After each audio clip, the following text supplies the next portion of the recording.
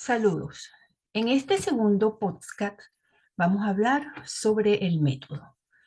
Em, no solamente se va a hacer desde la contribución de revisión sistemática, sino también de artículos originales. Primero comenzaremos con revisión sistemática.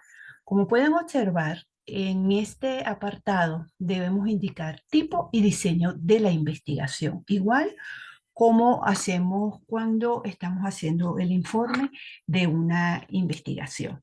Sin embargo, aquí hay que describir las unidades de estudio, es decir, en las revisiones sistemáticas se habla de arqueo de fuente o de documentos. Recuerden que en clase les indiqué que tenían que ser 20 documentos.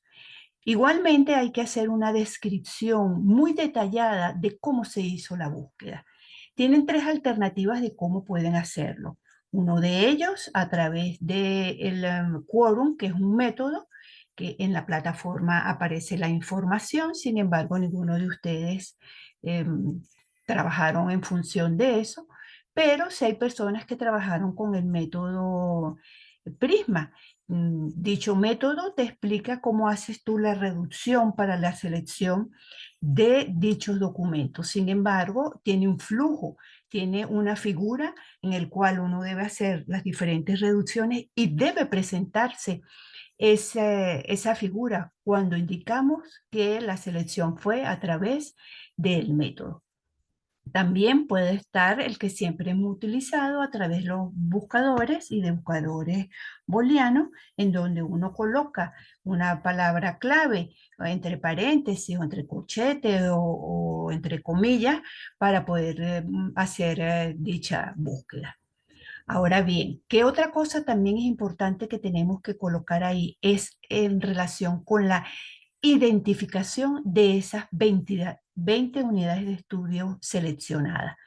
A personas que lo único que hacen es colocar el autor o los autores y entre paréntesis la fecha. Sin embargo, hay personas que hacen tablas o hacen figuras. En el caso de las tablas, recuerden que no pueden pasar de una hoja. Si son muchos autores que están en una sola tabla, tienen que dividirlo en dos. Esa primera tabla es sencilla, solamente colocamos los autores, la fecha, el país, eso puede estar en una sola columna.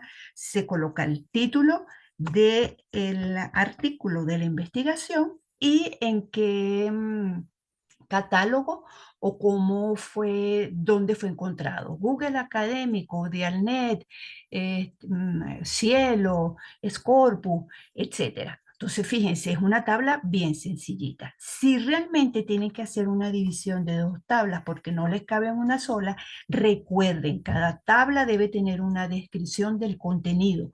Nosotros no podemos colocar tablas por colocarlas y no indicar alguna descripción sobre ella. Por último están los criterios. Es la manera de cómo se van a analizar dichos documentos, cómo se van a interpretar, cómo se van a contrastar, cómo los voy a agrupar. Tuvimos una clase asíncrona donde tras bastidores yo le expliqué cómo podíamos hacer la selección de esos criterios o de categorías. Sin embargo, si van a trabajar con categorías, tienen que nombrar a ese autor que está respaldando la manera de cómo lo están haciendo. Si vas a hacer a través de criterios de análisis, debes detallar cómo fueron surgiendo cada uno de los criterios y cuál fue la etiqueta o el nombre que le colocaron tanto a la categoría como al criterio de análisis. Es muy importante que sean bien específicos en dicha descripción. Nos vemos en el próximo podcast.